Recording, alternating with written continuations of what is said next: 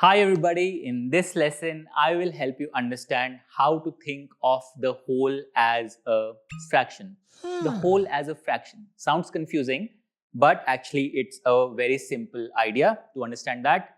Let's take a look at this picture here where the square has been divided into three equal parts and all of those parts are shaded. And the question we are asked is, all parts are shaded. Is this a fraction? Does the shaded area here represent a fraction? Because the total parts, that's 3, and that's also the number of shaded parts. You have taken all the parts, shaded all of them. So does that represent a fraction or not? And the answer to this question is that yes, this is indeed a fraction. It's a special type of fraction and we call it the whole fraction because we have taken all the parts that the shape was divided into and shaded all of them. So this is the whole fraction, and the way to write this fraction is simply 3 over 3. So 3 is your total number of parts into which the shape was divided, so that's your denominator. But 3 is also the shaded parts, so that's also your numerator, and therefore 3 over 3 is how you will represent this fraction, and you will think of this as the whole fraction. Now let's use it to solve a few questions. In this picture here, it's asking us, write the shaded part as a fraction in both of these cases. In this first picture here, the circle has been divided into 1, 2, 3, 4 equal parts, and all 4 of them are shaded. So what fraction does the shaded area represent? It's the whole fraction. So you have 4 total parts, you have 4 shaded parts, and therefore this is the whole fraction, 4 over 4. And that's it. What about this one? The shape here, which is a pentagon, has been divided into 1, 2, 3, 4, 5 equal parts. All 5 of them are shaded. So this is again a whole fraction. And the way we will write this is 5 over 5. You've taken all the 5 parts and shaded all of them. So this is the whole fraction, 5 over 5.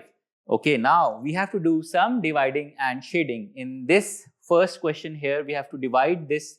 We have to represent the whole fraction 4 by 4 on this square. So what I need to do is first divide this square equally into 4 parts and then shade all 4 of them. So how do I divide this equally into 4 parts? Well, one way is I can draw a line through the middle like this and then another line through the middle here horizontally like this. Now I have 4 equal parts and now I will need to shade all 4 of them. So let's shade all 4 of them, and this would now represent, the shaded area would now represent the whole fraction, 4 over 4. Here I want 6 over 6. So I need to divide this shape, which is a hexagon, into 6 equal parts. Let's do that.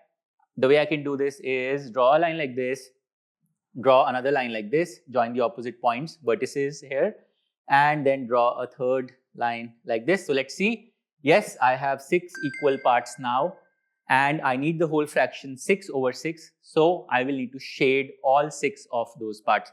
So let's quickly do that. So this is number 1, this is number 2, here we have number 3, then number 4, and number 5, and finally number 6. So now the shaded area represents the whole fraction 6 over 6. Here we need 8 over 8. Okay, so we have a circle, we need to divide this into 8 equal parts. How do I do that?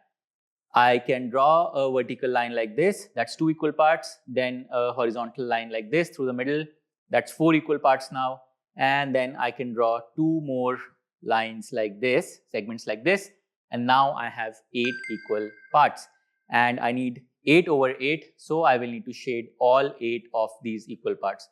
So let's do that quickly. So here I've shaded 4, now 5, now we have 6 here, then 7, and then 8. So all 8 are shaded, and therefore the shaded area now represents the whole fraction 8 over 8. All right, now to our last question.